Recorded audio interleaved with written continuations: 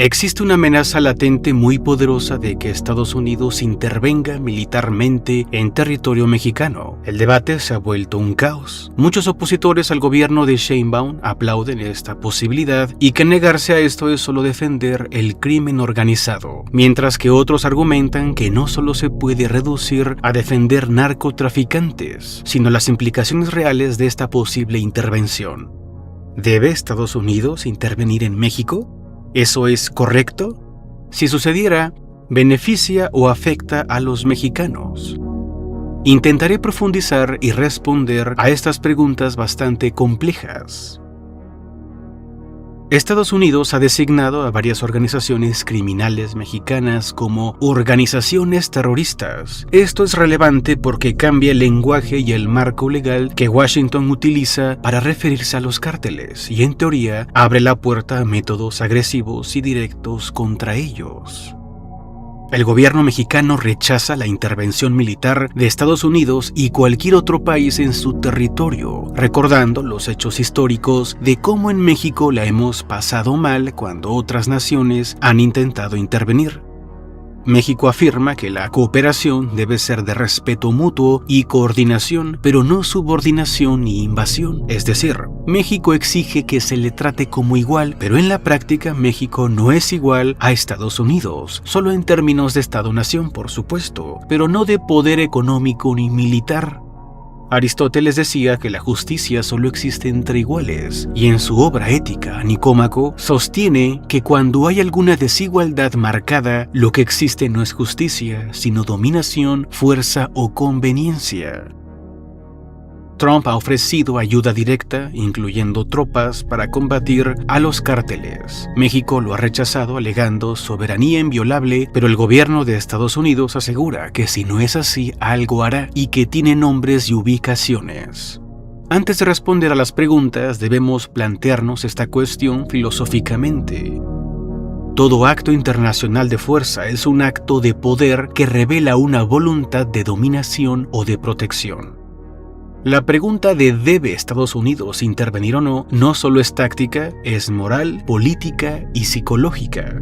Primero, una intervención unilateral sin consentimiento del Estado mexicano significa la violación de su soberanía, la cual es un principio fundamental del derecho internacional moderno. Aunque si viste mi video sobre crimen castiga crimen, donde justamente me centro en las debilidades del derecho internacional, sabes que esto es mero adorno y decoro para potencias militares. En la práctica, el respeto se da, como dice Aristóteles, entre iguales. En este caso, las cabezas nucleares dan ese respeto. Por eso Putin o Kim Jong-un siguen en el poder, porque Rusia y Corea del Norte tienen el poder de persuasión nuclear y en el caso de Kim Jong-un construye su soberanía exhibiéndose y haciendo pruebas de misiles balísticos, incomodando a otros países como Japón y Estados Unidos, haciendo recordatorio de su poder nuclear. Así el dictador asegura la continuidad de su régimen sin intervención extranjera.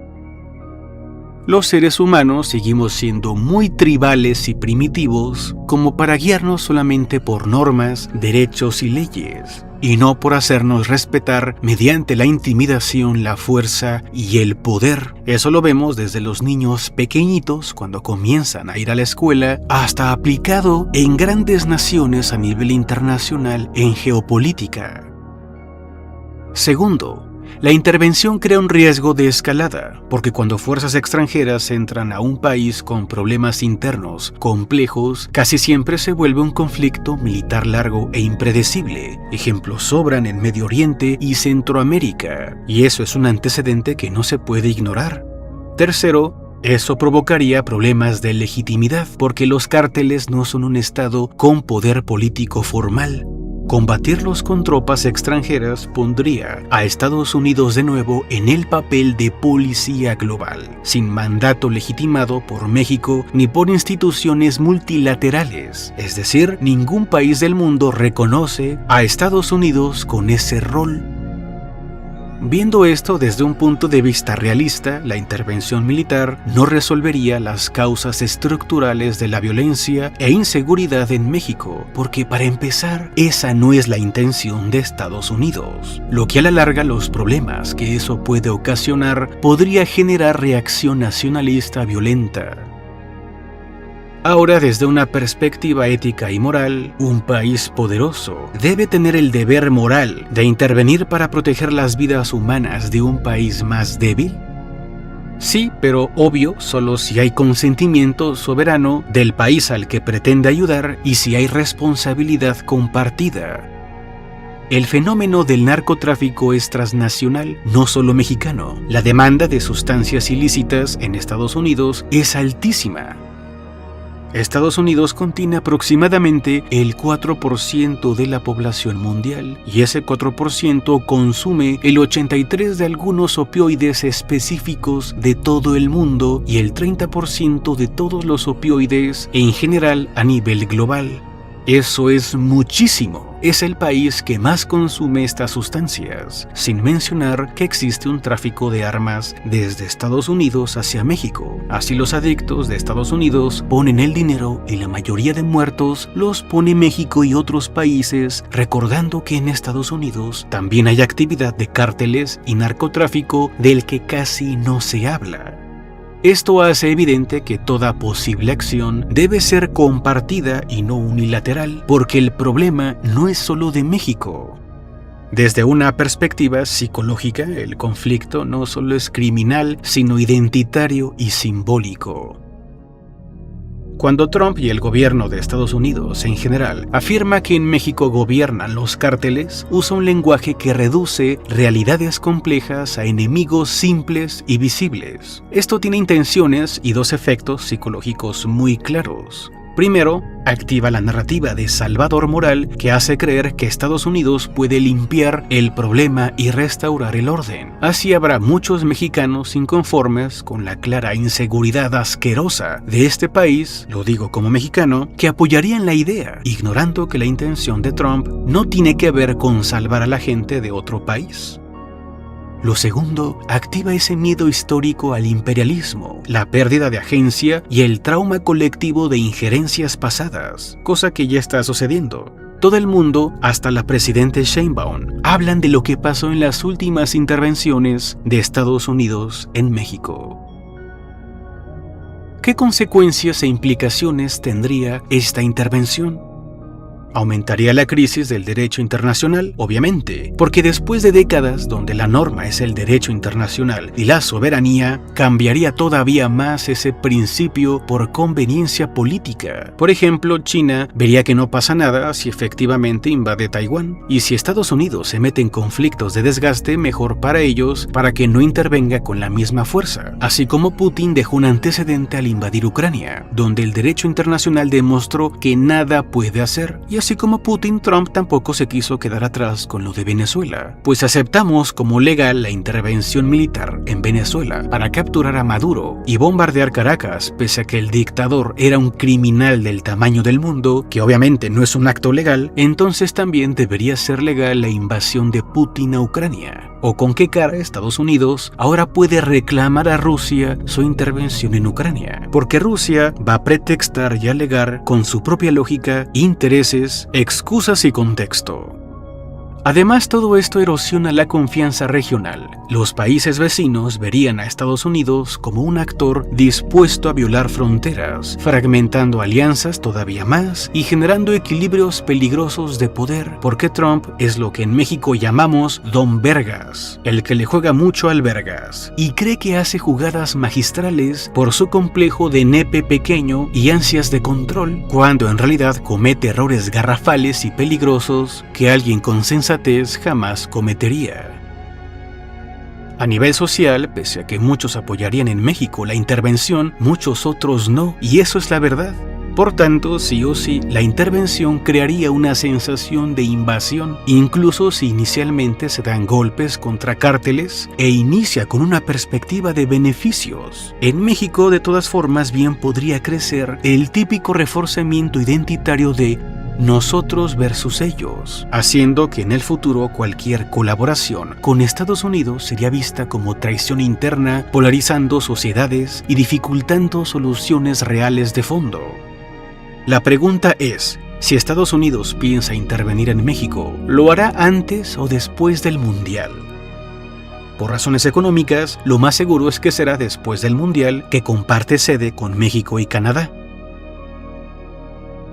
La desesperación por el crimen organizado y el sentimiento de urgencia que tenemos en México por la inseguridad es grande, así como la frustración producida por un narcogobierno que claramente protege criminales. Pero la gente que apoya la idea de la invasión acá en México son personas que desean con toda fuerza ver caer el régimen de Sheinbaum y el narcopartido de Morena, pero no reparan en el hecho de que una intervención militar extranjera puede producir un daño psicológico colectivo profundo y miedo al perder capacidad de autonomía. Recordemos que Trump es un tipo imprudente que hasta publicó una foto diciendo que era el presidente en funciones de Venezuela. El problema del narcotráfico y la violencia en México no es un problema solo mexicano ni de Estados Unidos, es un problema de responsabilidad compartida.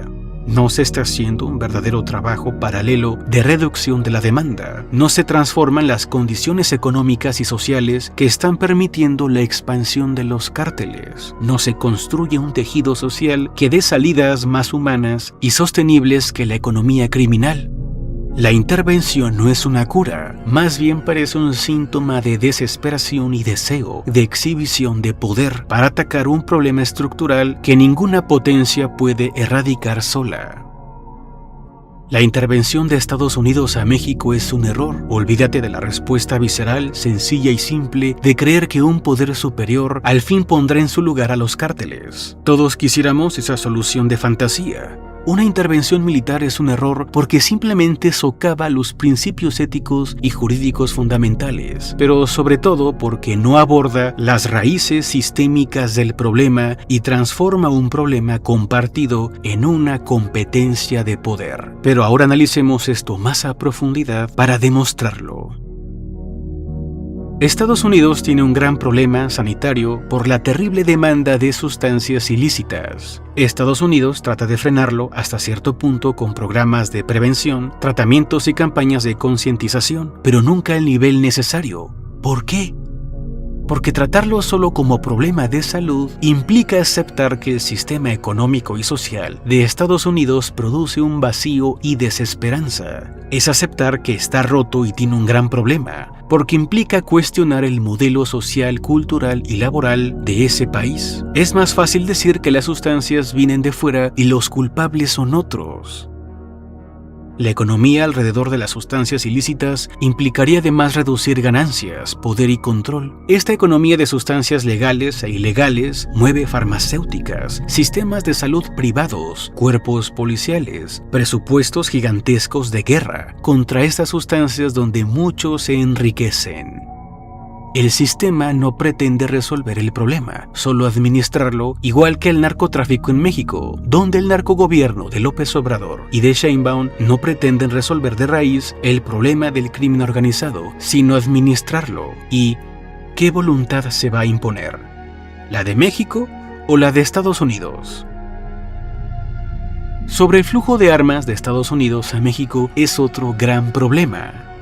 La industria de las armas en Estados Unidos es sagrada, es poderosísima y tenemos el asunto de la segunda enmienda, que es un texto de 1791 en la Constitución del tío Sam, que protege el derecho a poseer y portar armas. Es un derecho individual en Estados Unidos, que en el contexto del siglo XVIII, Estados Unidos no tenía un verdadero ejército regular y permitió la formación de milicias ciudadanas que eran vistas como defensa frente a invasiones extranjeras o la tiranía del Estado. Esto en la práctica crea condiciones para el tráfico de armas porque la regulación es fragmentada entre estados, la posesión de armas es muy amplia y el control previo y posterior es limitado.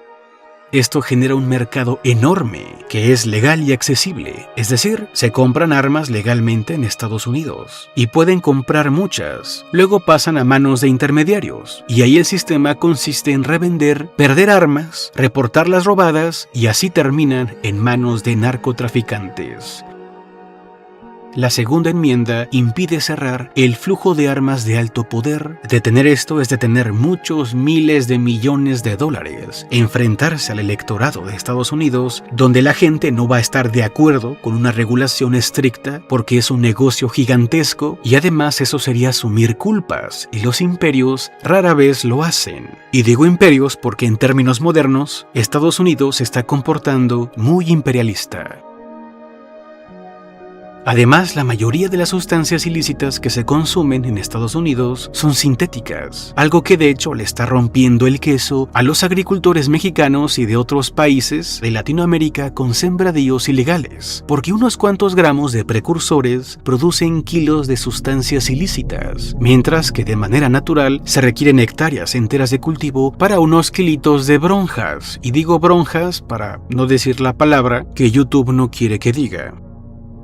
Las sustancias ilícitas sintéticas necesitan sustancias bases, insumos o precursores. Eso se produce en laboratorios de China, India, Corea y otros lugares. No en México. Se exportan ilegalmente a México y aquí se fabrica. ¿Por qué México? Porque los cárteles mexicanos tienen toda la infraestructura para vender. Pero Estados Unidos no se la hace de pex a China o a la India por esto. Así México es el villano central porque es el más cercano, el más débil geopolíticamente, históricamente ha sido subordinado, es fácilmente presionable, simbólicamente conveniente y porque su infraestructura criminal lo lleva a Estados Unidos. Esto se llama externalización del conflicto. Cuando una sociedad no puede tolerar su propia responsabilidad, necesita un enemigo cercano al cual señalar. China es muy poderosa, pero México no. Esto nos conduce al verdadero problema. Estados Unidos no sabe lidiar con su propio vacío social sin buscar enemigos externos. El consumo masivo en aquel país es anestesia emocional de su población. Esas sustancias regulan el dolor y la adicción es un intento fallido de sentido. Es un gran problema social y de salud. Desde la geopolítica, culpar a México es desplazar ese conflicto. Militarizar es reafirmar poder y la intervención es un intento de restaurar esa sensación de control que internamente no tienen. Estados Unidos no quiere salvar al pueblo de México ni hacer un bien moral. Quiere control regional. Quiere evitar admitir fracaso interno. Quiere canalizar el miedo social de su país hacia afuera, justificar su poder militar y político y conservar el relato de orden versus caos. Esto no es maldad consciente, es como simple inercia imperial. Es la típica forma de interactuar que tiene un Estado ambicioso que alberga demasiado poder económico y militar. La actitud del presidente Trump, ¿qué nos dice de sí mismo?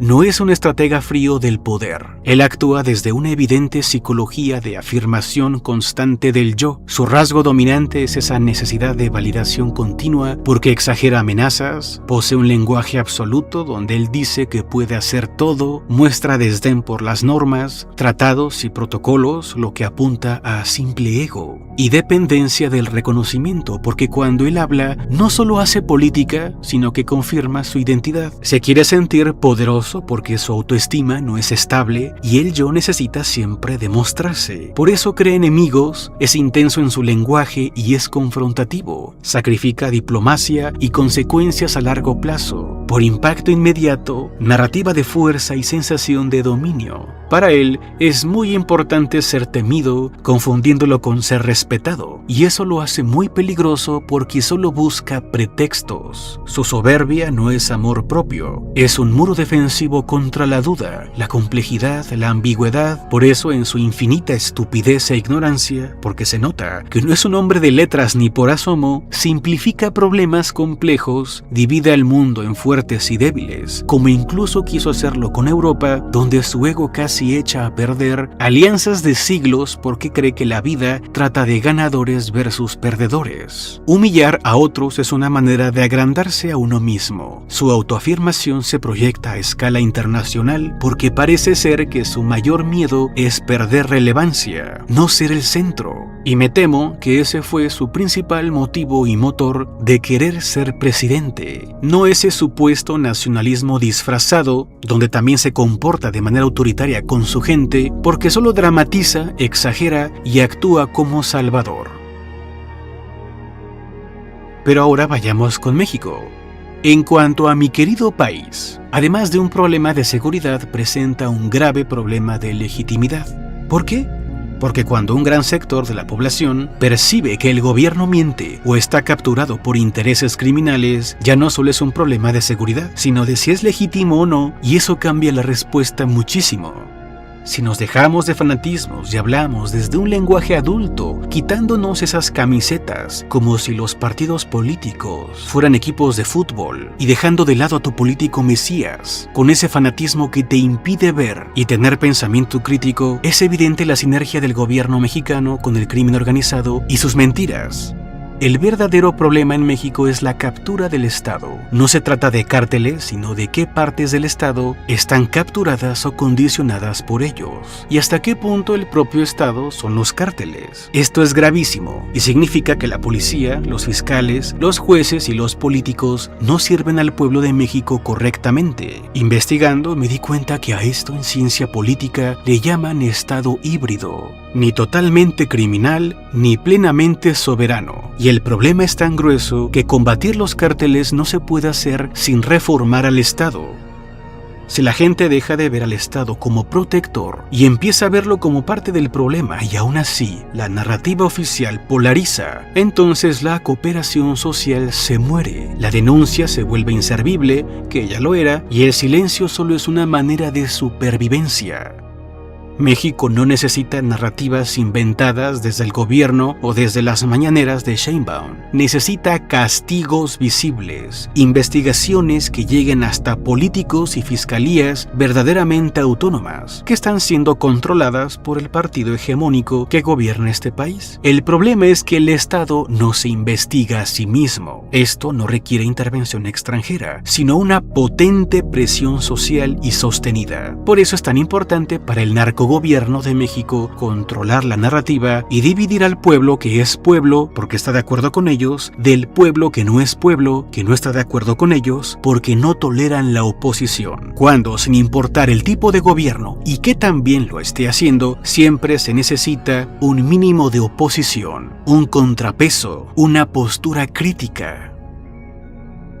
Los cárteles no se atacan con fuerza militar interna, en eso sí tienen razón, pero sí se hace con inteligencia financiera, congelamiento de activos, ruptura de redes logísticas y cooperación internacional real no subordinada. Esa es la verdadera solución para desmantelarlos, porque evidentemente quitar dinero y protección política duele más que eliminar sicarios, que simplemente serán suplantados por nuevos jóvenes cooptados y reclutados por el crimen organizado, que solamente alarga el derramamiento de sangre. Pero como dije, muchos corruptos en el Estado no van a congelar activos ni van a realizar trabajo de inteligencia financiera y eliminación de redes logísticas porque es la manera en la que se enriquecen, como por ejemplo Andy López Beltrán, hijo del expresidente López Obrador, señalado como uno de los líderes del tráfico de huachicol, en el que quizá es el peor escándalo económico de la historia del país. Y ahí tenemos a Sheinbaum diciendo que por qué se han de investigar a los hijos del expresidente López Obrador, como si fueran intocables, cuando desde el principio López Obrador, como líder mesiánico, dijo que no habría impunidad ni privilegios para los que están en el poder, aplicando la ley a quien sea y pese a quien le pese, pero es más del típico pan y circo que dan para simular. Así que repito, la única forma de obligarlos es una intensa presión social si la sociedad mexicana estuviera unificada. Primera dificultad a vencer. Es una muy difícil y es la ignorancia disfrazada de conocimiento. Cuestionar la narrativa y tener un mayor entendimiento cultural, político e intelectual en el país, para que esa ceguera, esa banda, ese fanatismo caiga de las mayorías y la presión social pueda unificarse y aumentar. Un gobierno criminal siempre querrá una población ignorante para controlar o dividir y ganar. Se debe exigir rendición de cuentas y no tratemos a políticos como si fueran la Virgen María, una estrella de rock o de fútbol o un líder mesiánico, que se debe defender a capa y espada de manera irracional sin el mínimo pensamiento crítico. Y perder el tiempo viendo reels en internet no te ayuda a generar ese pensamiento crítico ni esa cultura. La división que crean los partidos políticos, y me refiero a todos, no solo el que gobierna actualmente este país, solo activan la actitud primitiva de la tribu, el pensamiento tribal del ellos versus nosotros. En cuanto al problema de la violencia y el crimen organizado, en lo práctico y no lo cultural, el ciudadano promedio no es el problema, son los que están a la cabeza. Ahí es donde se debe de dirigir toda la presión, sea del partido que sea de la ideología política que sea. Y eso es lo que como ciudadanos podemos hacer. Aumentar nuestro pensamiento crítico, adentrarnos más en nuestra cultura y recuerda que democracia, demos y kratos, es el poder del pueblo. No participar de la vida pública, evadir la política del país. Es una fisura de la democracia, es un lujo que no nos podemos dar. Y el apolítico, que es una postura política, es aquel lujo que se puede dar a aquella persona que vive en un país donde el Estado sí tiene bien asegurado sus derechos y libertades. Con esto llegamos al final, gracias por ver este video. Si te gustó, suscríbete, regálame un like y deja tu comentario. Nos vemos pronto.